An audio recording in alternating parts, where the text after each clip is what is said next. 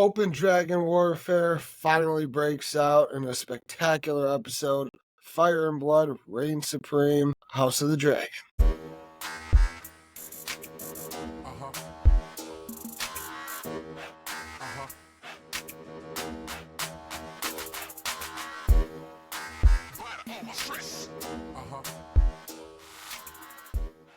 Welcome back, everybody. It's Kev with the Screen Squad. Of course, today I am doing the episode 4 season 2 review for House of the Dragon, The Dance of Dragons. What an episode. It finally happened, guys. Dragon warfare is officially a thing.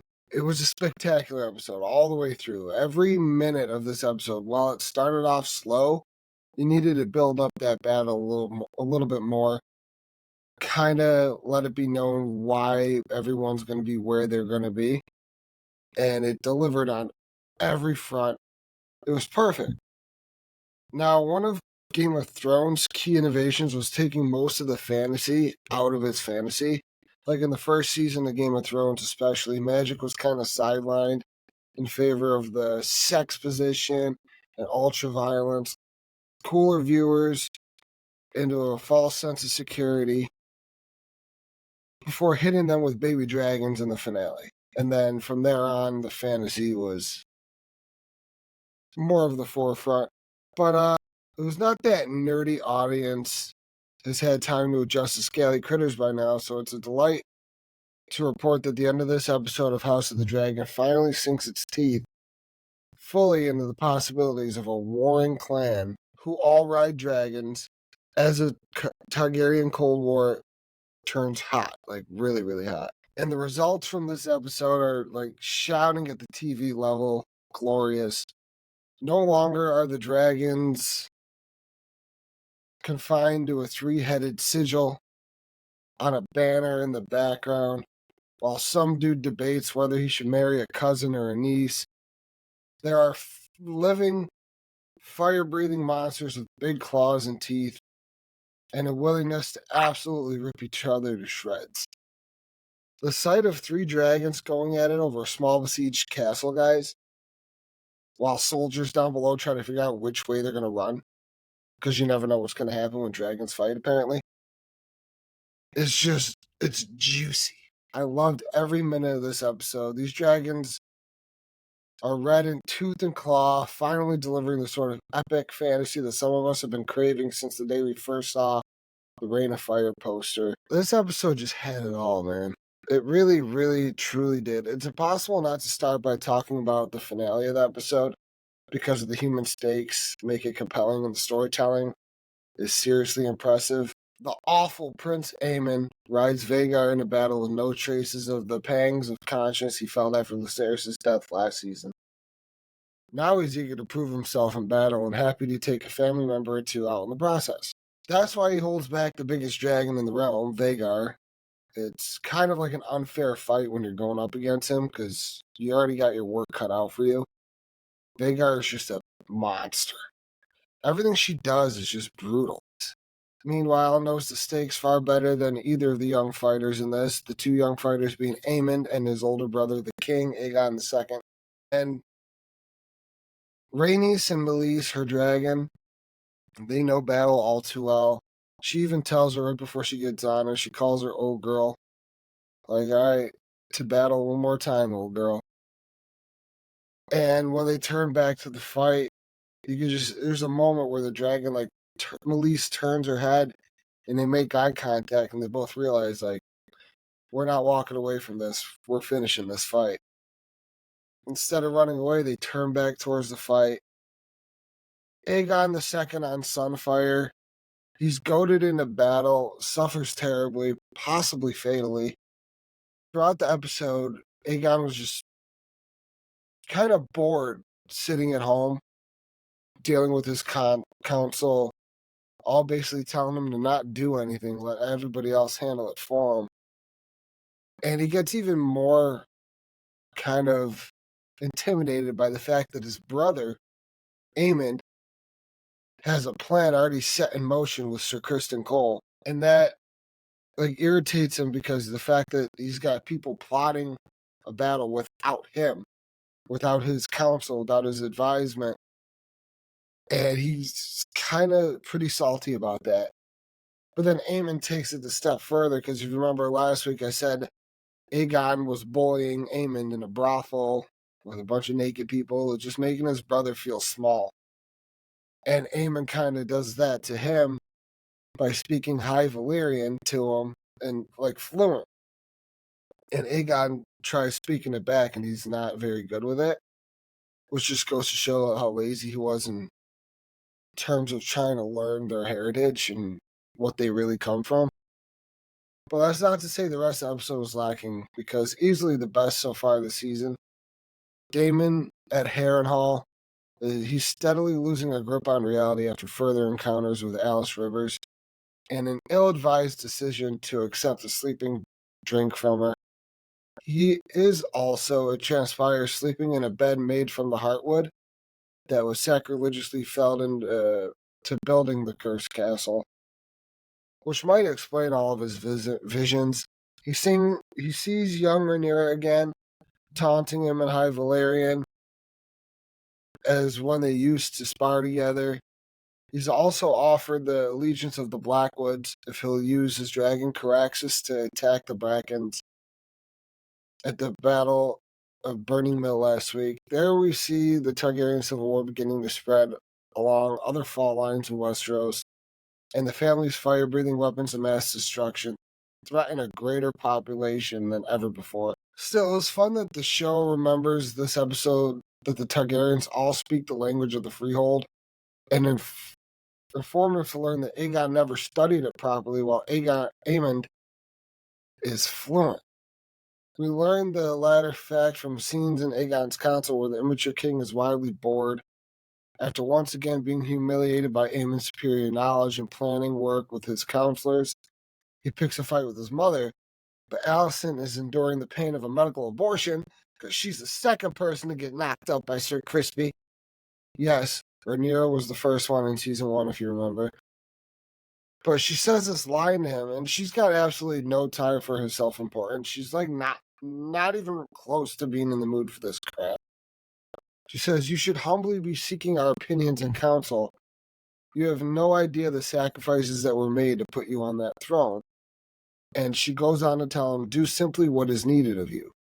Nothing." And this really doesn't work because Aegon just continues drinking and getting in a mood. And at one point, you see him kind of like a cat knock over this chalice, or like a chalice of wine off of the table, very slowly, like a cat. And then he gets up, goes, puts his arm around, and begrudgingly just gets on his dragon Sunfire and attempts to go help out in the fight. Sir Larys is still slinking around creepily, well aware of Alicent's condition and unconcerned with the loss of his family seat at Harrenhal. There was an interesting moment where he questions her sudden dive into historical research. Like, does she now doubt her son's right to rule based on that conversation she had with Rhaenyra last week? Rhaenyra's supporters will believe what they want, and so will Aegon's. The significance of Viserys' intentions died with them. So basically, she's saying, regardless of what's true, her late husband, the former king's intentions are now lost as far as what's currently happening. Like, there's no point. Rhaenyra, meanwhile, has left her council fighting in her absence to go meet with Alicent in King's Landing, and that during her journey back, her council's just at each other's throats, wanting to go to battle, wanting to send a dragon, get something done. Rhaenys attempts to restore order, but it's only her husband, Corlys Velaryon, who manages to achieve that, and I'm going to sign for Rhaenyra's own efforts to exercise a strong hold on the throne. When she finally returns, she eventually manages to quell the infighting amongst her people and agrees to send Rhaenys to defend Rook's Rest, both her allies' seat and a key land link for her Dragonstone base. Even now, the show emphasizes that she does so reluctantly. To unite the realm, I had to send the dragons to war, which goes against everything her father emphasized to her about the Song of Ice and Fire. And I think my favorite quote from this episode was when she said, "The horrors I have just loosed cannot just be for a crown alone." And for Rhaenyra, it's still all about the Song of Ice and Fire prophecy and the prince who was promised, though there's no way of knowing which family line he comes from at this moment. It's a good episode all around. We'll get one more scene of fondness between Rhaenys and Corlys before she goes off to battle, with the notably saying Rhaenys correctly figuring out that Rhaenyra has disappeared on some sort of peace mission and encouraging her husband, and she's reading between the lines here, to acknowledge his bastard sons now that he lacks legitimate surviving heir. And that's a beautiful moment because you look back at Game of Thrones when you had Catelyn Stark dealing with Jon Snow, who ended up not even being a bastard, that the whole time that she thought he was the bastard child of her husband, Ned, she didn't want anything to do with him, never wanted him around. But that just goes to show the complete difference in characters between Rhaenys Targaryen and Catelyn Stark. Whereas Rhaenys is like, those are your sons. They might not be for me, but those are in fact your children. Make it known. Bring them in. Give them the last name they deserve. And it's just an overall beautiful moment. I loved every second of it. And there's even a more poignant moment at the end when she and Meleys share a look as Vhagar's teeth are, doing its thing. And they look at each other like, we tried. And they both know they're done for, but we'll get on to that in a minute. All of this was directed by Alan Taylor, a Game of Thrones alumni who directed the Season 2 premiere. And he finds the grace notes to play here and does a good job of shifting between political machinations and outright warfare. He's also tapped into the malevolent sides of Daemon, Larys, and especially Aemon. The latter is standing over his brother. Okay, so during the big fight, Rhaenys is fighting Aegon and Sunfire, because the whole plan, this was Aemon and Sir Criston Cole's plan, was to go after Rook's Rest and bait a dragon out to fight. They didn't know which dragon Rhaenyra was going to send. Turns out it's Rhaenys and Meleys. And as soon as they see that dragon, Cole sounds the warning horns. And you see Vhagar and Aemon go to get up from hiding in the woods. I don't know how you could hide a dragon that fucking huge, but they did. And they go to get up, but then he sees his brother Aegon, the king, on Sunfire, who drunkenly rode his dragon in the battle. And Aemon's like, let's wait. Let's see what he does. And Sunfire starts fighting Meleys up in the sky, gets gravely wounded with a giant claw out of the chest. And it's only after that Aemon decides to introduce Vhagar to the fight, which was probably one of the coolest scenes, seeing Vhagar slowly fly up from the trees, and everyone's just looking up like, fuck. Aemon shows complete disregard for his brother, the king, being in the middle of a fight with another dragon. And instead of just going directly after Meleys, he says Dracarys. Vhagar shoots fire on both of the dragons, completely fucking up his brother and Sunfire, who then fall and crash to the ground. And a beautiful, beautiful fight ensues between Vhagar and Meleys. We have that moment where Meleys shares eye contact with her rider, Rhaenys. And like I said, they both kind of realize we can't turn back. We have to fight this. We're going to lose, but we're going to fight this. And then Vhagar comes out of nowhere, bites the neck of Meleys, essentially decapitating the dragon. And once again, they share a look. Meleys's head turns and faces Rhaenys, and they both kind of look at each other like, we tried. They fall down out of the sky in a fiery explosion, seemingly both dying. It was a very, very kind of sad moment. It was one of those moments that had me screaming at the TV, no, why'd you do that? but obviously with the book Fire and Blood, you knew this was going to happen. The Battle of Rook's Rest is a key moment in the Targaryen Civil War. It really turns the tides. The Blacks are now at a significant loss. Rhaenyra just lost one of her key advisors, and it was just a very sad moment. But going back to the malevolent side of Aemon, now after the whole fight, Sir Criston Cole, who was knocked out, has gotten up and he's now looking for King Aegon somewhere in the woods, and he comes across Aemon, who's standing over Sunfire and Aegon, and he's going to pull his sword out. Now, Aemon in the books would never harm his family, would do everything to protect his family. That is the key difference here for the show, is this Aemon looks poised and ready to take the throne from his brother. And I think as bad of a king as Aegon is, Aemon is going to be worse, but in a different way. And when Criston Cole walks up on him, he's got his sword unsheathed, like he's about to put his brother out of his misery. And he also holds the Valyrian steel dagger, the cat's paw.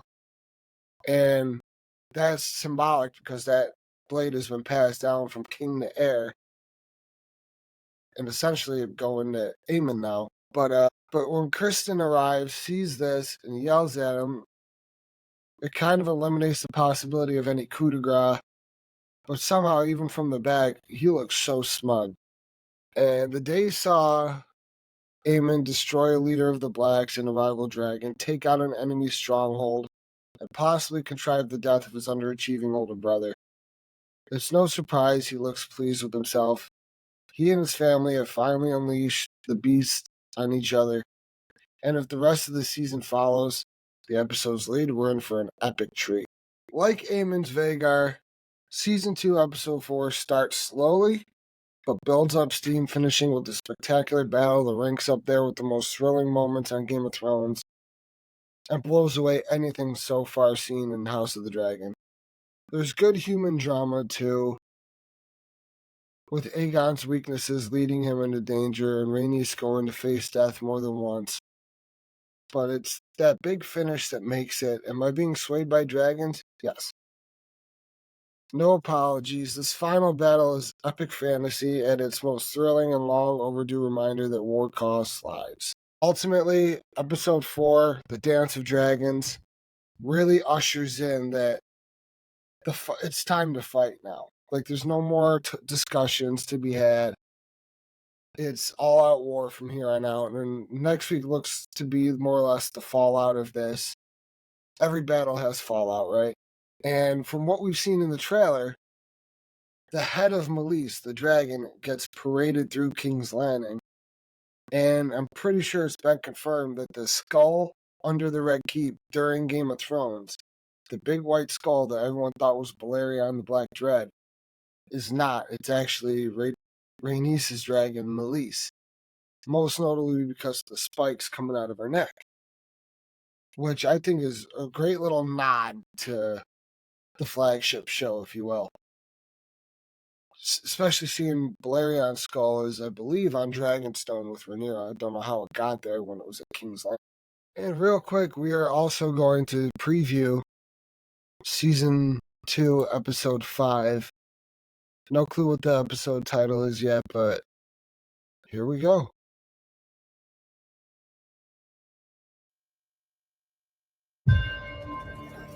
Behold, the traitor dragon Meleys, Yep. slain by King Aegon! Is he alive? We cannot challenge King's Landing without the Riverlands.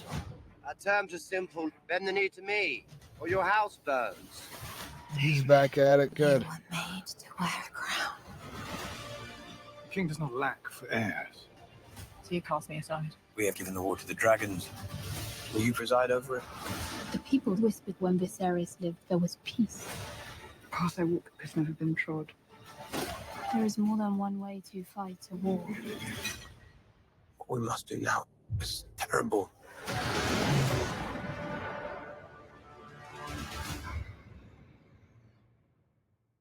Hell yeah, guys.